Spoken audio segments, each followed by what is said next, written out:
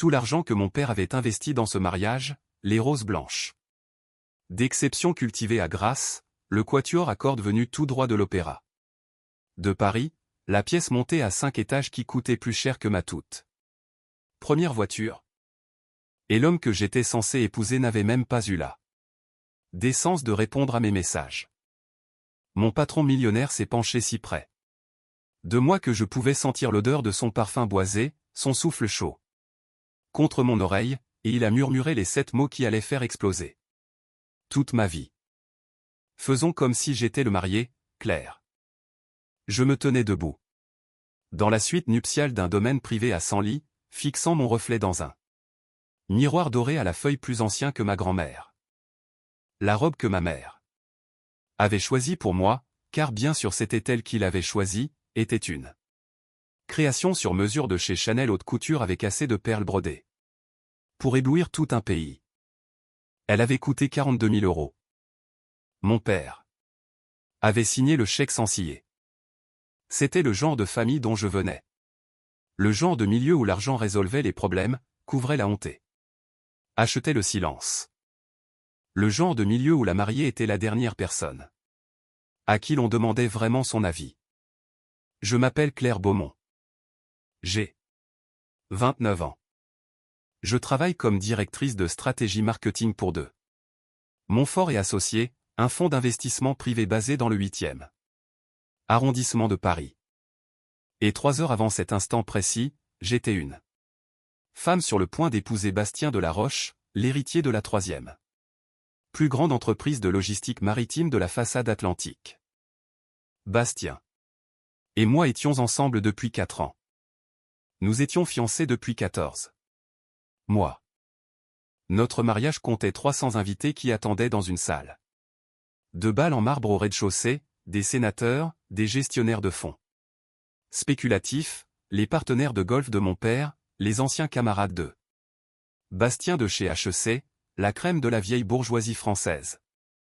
Tout sirotant du champagne millésimé en attendant que la mariée descende l'allée. Il y avait juste un petit problème. Le marié avait disparu. Claire, ma chérie, tu dois respirer.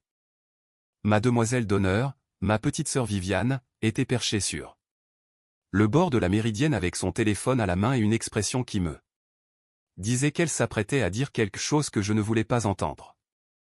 Il ne répond toujours pas. Aucun de ses témoins ne répond non plus. Il s'est passé quelque chose. Il s'est passé quelque chose, ai-je répété, ma voix sonnant plate et lointaine, comme si elle appartenait à quelqu'un d'autre. Il est probablement coincé quelque part. Le trafic en sortant de Paris est démentiel le samedi après-midi. Viviane mentait. Je pouvais le dire parce que son sourcil gauche faisait ce petit tressautement qu'elle avait quand nous étions enfants et qu'elle avait cassé un objet en essayant de rejeter la faute sur le chien.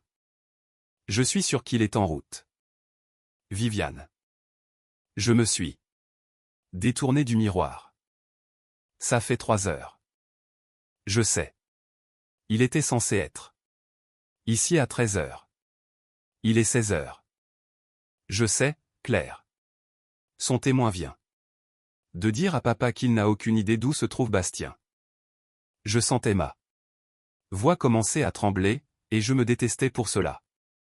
Ses parents ne l'ont pas vu depuis hier soir. Son téléphone est éteint. Son assistante est injoignable. Sa voiture n'est plus au parking de l'hôtel.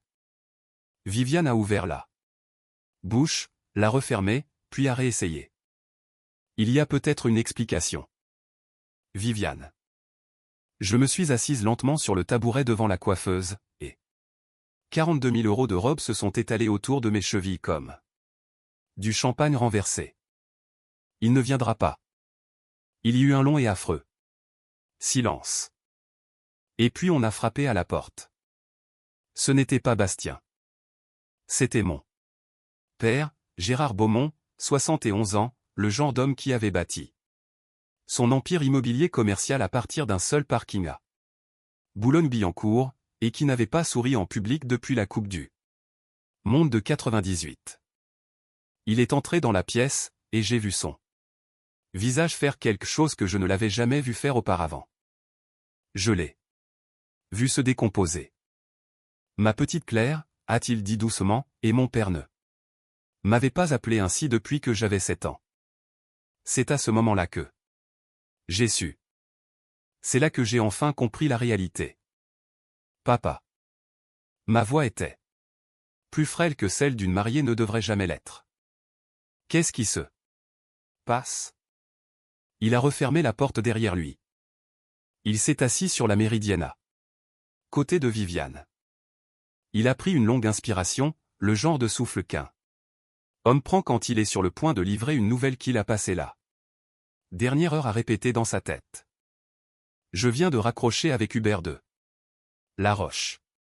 Hubert était le père de Bastien, et je vais te dire la vérité parce que tu mérites la vérité. Bastien est à Saint-Barthélemy. Il est parti hier soir. Avec le jet privé de son père. Il est là-bas depuis 2 heures du matin. Il se trouve, depuis cet après-midi, avec une femme nommée Mathilde Valandret, qui est, je crois, l'une des collègues de ton futur ex-mari. Je n'ai pas bougé. Je n'ai pas scié. Je suis restée assise là, sur un tabouret de velours, dans la robe la plus chère que j'ai jamais portée, dans une pièce remplie de fleurs que je n'avais pas choisies, et j'ai écouté mon père me dire que l'homme avec qui j'avais prévu de passer ma vie m'avait abandonné sans un message. Sans un appel, sans la courtoisie humaine élémentaire d'un adieu. Il ne viendra pas. Ma chérie. Non, ai-je dit d'un ton monocorde. J'imagine. Il a demandé à son père de nous présenter ses excuses. Hubert est dévasté. Il est prêt à couvrir chaque centime des frais du mariage. Il est prêt à faire une déclaration publique. Il est prêt à, papa. J'ai levé la main. S'il te plaît. Mon père s'est arrêté.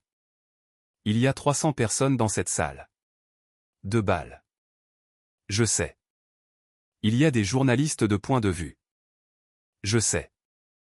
Tous les gens que j'ai connus dans ma vie entière sont assis en bas à attendre que je descende l'allée, et je dois aller leur dire que l'homme que j'aime s'est enfui à Saint-Barth avec une certaine Mathilde. Claire, nous pouvons gérer ça. Nous pouvons leur dire qu'il y a eu une urgence.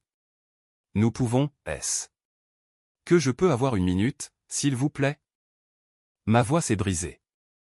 Est-ce que je peux juste rester seul une minute? Mon père et ma sœur se sont regardés. Puis ils se sont levés tous les deux, ils se sont approchés, et ils ont tous les deux embrassé le sommet de ma tête, comme ils le faisaient quand j'étais petite, et ils m'ont laissé seul dans une pièce pleine d'orchidées. Le fantôme d'un mariage qui n'allait jamais avoir lieu. J'ai fixé le miroir. Pendant un long moment. Je n'ai pas pleuré.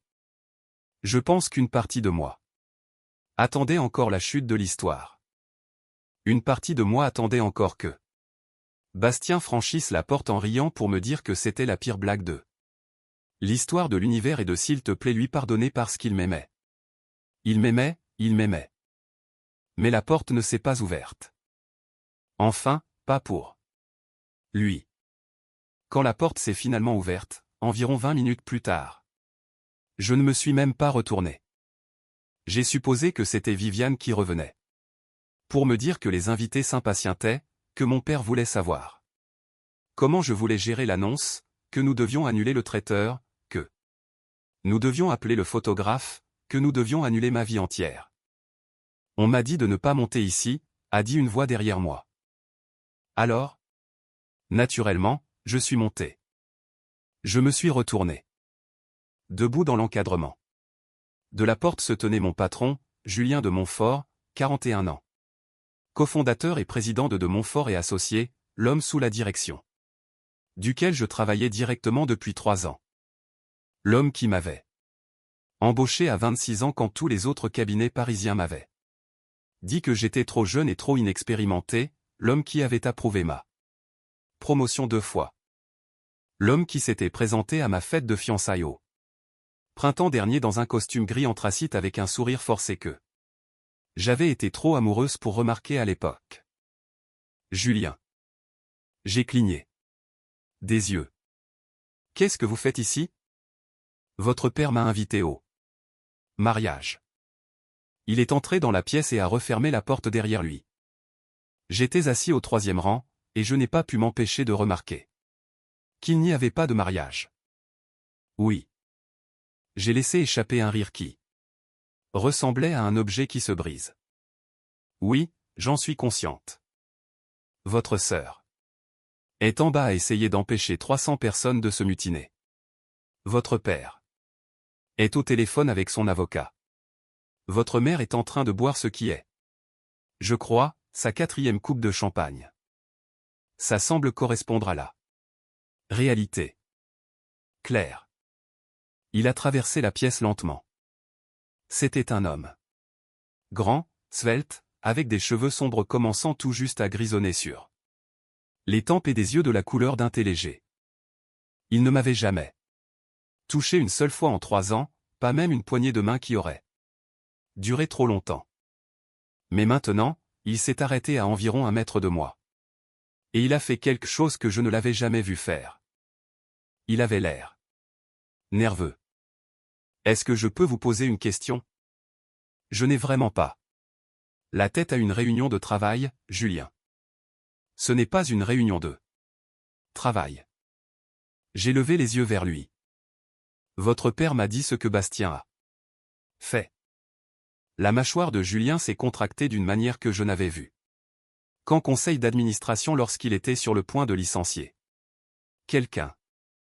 Et je veux vous demander quelque chose, et je veux que vous répondiez par oui ou par non, et je veux que vous sachiez qu'il n'y a pas de mauvaise réponse. Est-ce que vous voulez vous marier aujourd'hui? Je l'ai dévisagé. Quoi? Est-ce que vous voulez descendre cette allée aujourd'hui? Dans cette robe, devant ces 300 personnes, et vous marier? Parce que si. La réponse est oui, je peux faire en sorte que cela arrive. Et si la réponse est non, je descendrai tout de suite et je dirai à chacun d'entre eux que vous avez la grippe, que le mariage est annulé et qu'ils peuvent tous rentrer chez eux. Julien. J'ai secoué la tête. Je ne comprends pas ce que vous dites. Il a fait un pas de plus vers moi. Sa voix a baissé d'un ton. Je dis que je peux prendre sa place. Je pense que mon cœur s'est réellement arrêté. Je dis que si vous voulez descendre cette allée, je vous attendrai au bout. Je dis que si vous voulez sauver la face, je vais vous offrir le plus grand sauvetage de votre vie. Je dis que personne dans cette salle de bal n'a jamais rencontré Bastien à part sa propre famille, et sa propre famille n'est plus là parce qu'ils sont tous mortifiés et qu'ils sont déjà partis. Ils sont partis? Ils sont partis il y a 20 minutes, par l'entrée de service. Il a esquissé un petit sourire sombre. Apparemment, Hubert de la Roche est aussi un lâche. C'est de famille. Je ne pouvais pas parler. Alors. Julien s'est raclé la gorge. Personne dans cette pièce n'a la moindre idée de ce à quoi ressemble le marié, à part les demoiselles d'honneur, que je suppose loyales envers vous, et l'officiant, à qui je suppose qu'on peut faire entendre raison. Votre père et moi avons déjà parlé. Il est d'accord avec tout ce que vous déciderez. C'est votre choix, Claire. Personne d'autre ne peut le faire, seulement vous. Pourquoi, ai-je dit, et ma voix était rauque. Pourquoi feriez-vous cela? Julien m'a regardé pendant un long moment. Parce que, a-t-il dit doucement. Vous méritez mieux que de sortir d'ici la tête basse. Et quelque chose dans la façon dont il l'a dit, un minuscule éclat de quelque chose sous sa voix calme et professionnelle, m'a forcé à le regarder vraiment, pour la première fois en 3 ans, et j'ai vu. Je ne vais pas prétendre que j'ai tout compris à cet instant précis, mais j'ai vu quelque chose qui couvait sous chaque session de stratégie tardive, chaque café du lundi matin. Qu'il avait posé sur mon bureau sans que je le demande. Chaque fois qu'il m'avait présenté à un client comme le meilleur esprit marketing du cabinet.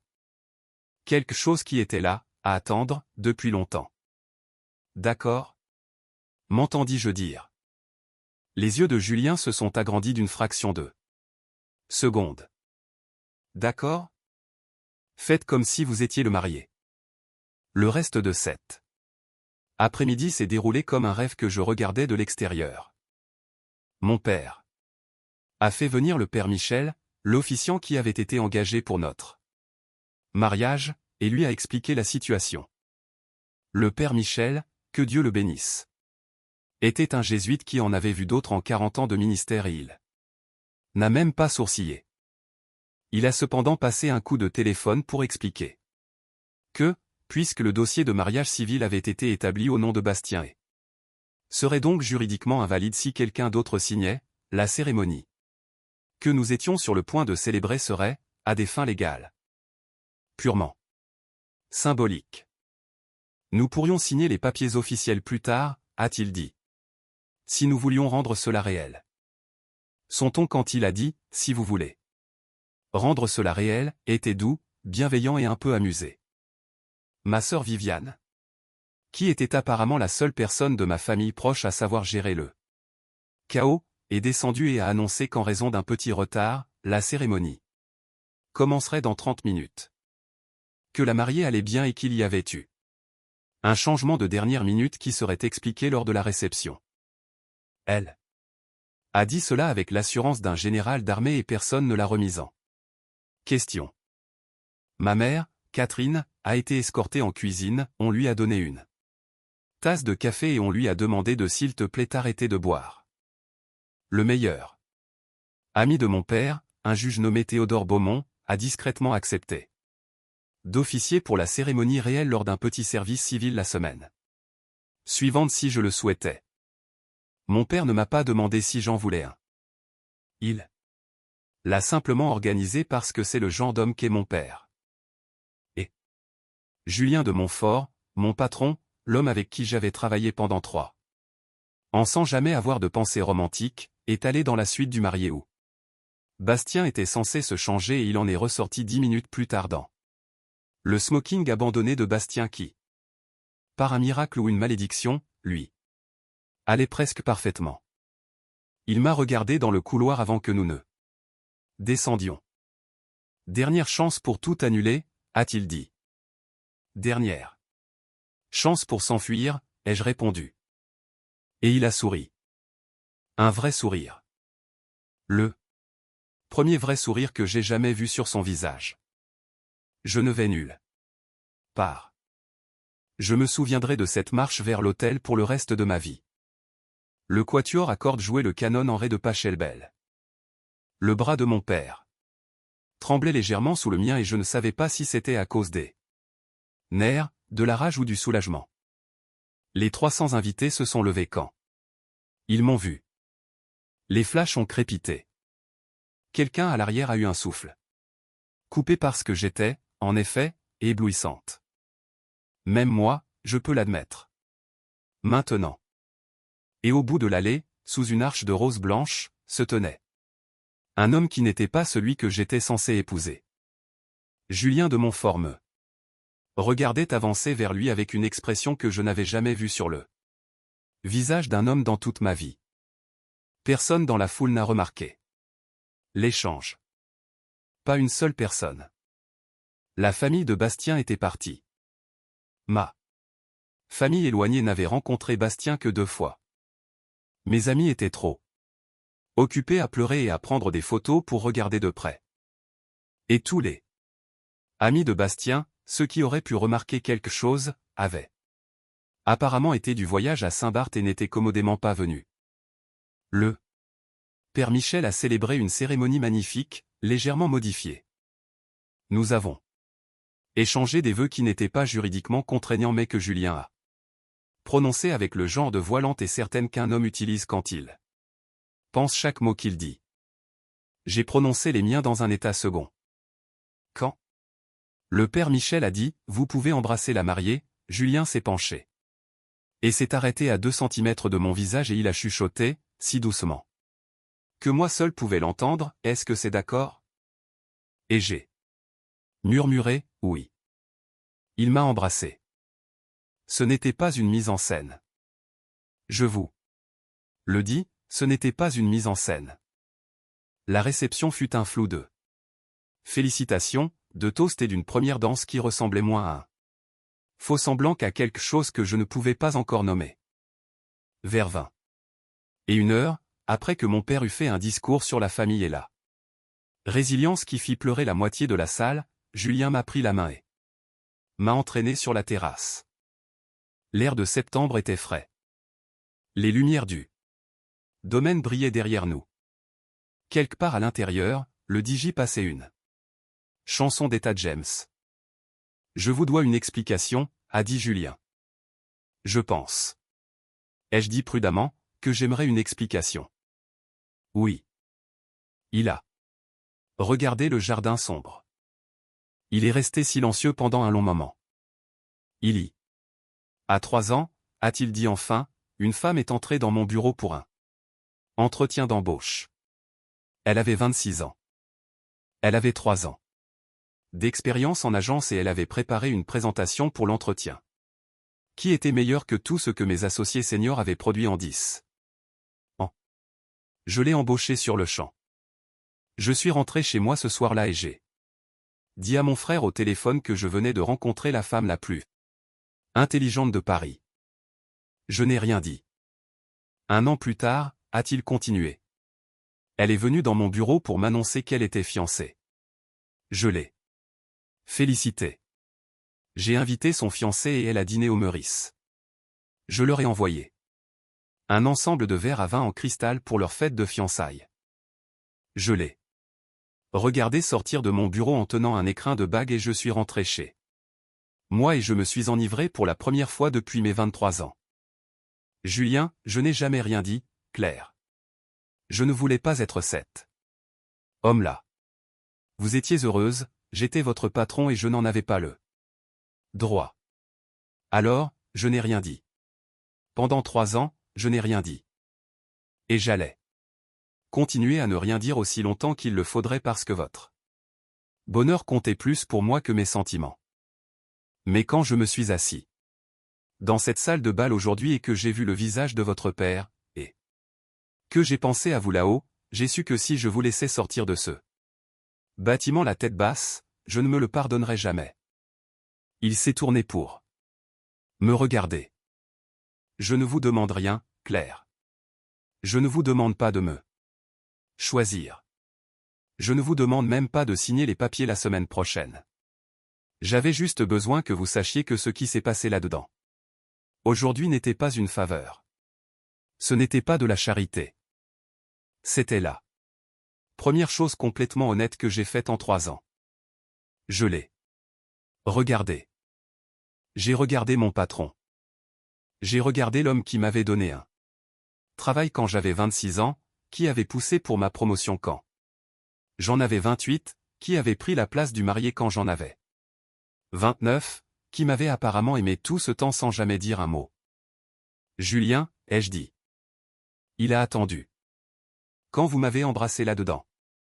Est-ce que c'était pour faire semblant? Non, a-t-il dit. C'était la chose la plus réelle que j'ai jamais faite. J'ai levé la main. J'ai posé ma main sur sa joue et je l'ai embrassé. Bastien de la Roche est revenu de Saint-Barthélemy 11 jours plus tard. Il s'est présenté à mon appartement dans le Marais un mercredi après-midi, apparemment avec l'idée que j'allais l'accueillir à bras ouverts. Il était bronzé. Il portait une chemise en lin. Il avait l'audace d'avoir apporté des fleurs. J'ai ouvert la porte. Je l'ai regardé. Je lui ai ri au nez. Claire, bébé, laisse-moi t'expliquer. Non. J'ai reculé d'un pas. Non, en fait. Laisse-moi t'expliquer. Ce qu'il ne savait pas, parce qu'il avait été trop occupé à prendre du bon temps avec Mathilde Valandrey pour consulter les nouvelles. C'est que le juge Théodore Beaumont avait bel et bien célébré une cérémonie civile discrète le samedi précédent dans la bibliothèque de mon père avec ma famille et le frère de Julien comme témoin. Le mariage était légalement contraignant. Les documents avaient été déposés. Il y avait un certificat dans un tiroir de ma chambre. Mon nom était désormais Claire de Montfort. J'ai expliqué tout cela à Bastien sur le pas de ma porte, lentement, de la même voix calme que j'utilisais pour donner mes présentations trimestrielles au travail. J'ai vu son visage passer par 17 couleurs différentes et quand j'ai eu fini, j'ai pris les fleurs de ses mains, je les ai jetées sur le sol du couloir et je lui ai fermé la porte au nez. Et puis, parce qu'apparemment c'était une semaine de miracle, la carrière de Bastien a implosé environ 4 mois plus tard. Il s'est avéré que Mathilde Valandret, la femme avec qui il s'était enfui, n'était pas seulement sa collègue, mais aussi la nièce d'un investisseur majeur de l'entreprise de son père. Et cet investisseur n'avait pas apprécié d'être humilié lors d'une soirée à Saint-Tropez où la nouvelle de la liaison s'était propagée dans la haute société comme un feu de paille. Bastien a été discrètement remercié par l'entreprise familiale. Hubert de la Roche a cessé de répondre à ses appels. Aux dernières nouvelles, il vendait des assurances pour Iota Antibes. Je n'ai assisté à aucun de ces drames. J'avais mieux à faire. Comme passer une seconde lune de miel à Positano avec mon mari parce que oui, nous en avons pris une, et oui.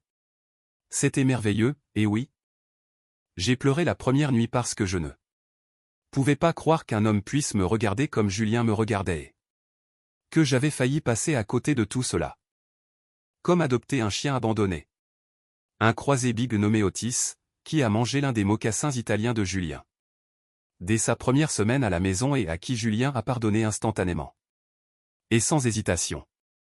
Comme regarder la mère de Julien, une femme féroce de 75 ans originaire de Lyon nommée Éléonore, m'emmener à part lors de notre premier Noël et me dire, les larmes aux yeux, qu'elle attendait depuis 30 ans que son fils ramène à la maison une femme qui le fasse rire ainsi. Comme ma sœur Viviane qui s'est fiancée un an plus tard à un gentil médecin qui, lui, venait vraiment au rendez-vous. Comme mon père, l'inébranlable Gérard Beaumont, prenant Julien à part lors du dîner de répétition pour le renouvellement de nos vœux lors de notre premier anniversaire et lui disant, d'une voix chargée d'émotion, qu'il avait toujours su que j'avais choisi le mauvais homme la première fois et qu'il n'avait jamais été aussi heureux d'avoir eu raison. Comme découvrir, par un froid matin de décembre, 2 ans après ce mariage rocambolesque, que j'étais enceinte de jumelles et voir Julien s'asseoir sur le sol de la salle de bain de notre appartement et pleurer, et lui dire, alors que je m'asseyais à côté de lui, que tout s'arrangeait enfin parfaitement. Je repense à cet après-midi parfois. Cet après-midi où je me tenais dans cette suite nuptiale et où j'attendais un homme qui n'allait jamais venir. Je pensais autrefois que c'était le pire jour de ma vie. Maintenant, je sais que c'était le jour où ma véritable vie a commencé. Parfois, les gens qui nous quittent ne sont pas la tragédie que nous imaginons. Parfois, ils sont la porte qui se ferme pour que la bonne puisse s'ouvrir. Parfois, l'homme qui vous abandonne devant l'autel n'est pas un méchant. C'est une libération. Il fait de la place. Il s'écarte du chemin de quelqu'un qui était déjà là, qui attendait déjà, qui vous aimait déjà. Depuis le début. Silencieusement, sans exigence, sans prix, sans condition. Je n'ai pas descendu l'allée vers l'homme que j'étais censé épouser. J'ai descendu l'allée vers l'homme auquel j'étais destiné. Et son nom est Julien de Montfort. Et je suis sa femme. Et c'est ainsi que j'ai perdu un fiancé et trouvé un mari. Le même après-midi, dans un domaine de 100 lits entouré de roses de grâce et de 300 personnes qui pensent encore à ce jour avoir assisté au plus beau mariage de la saison.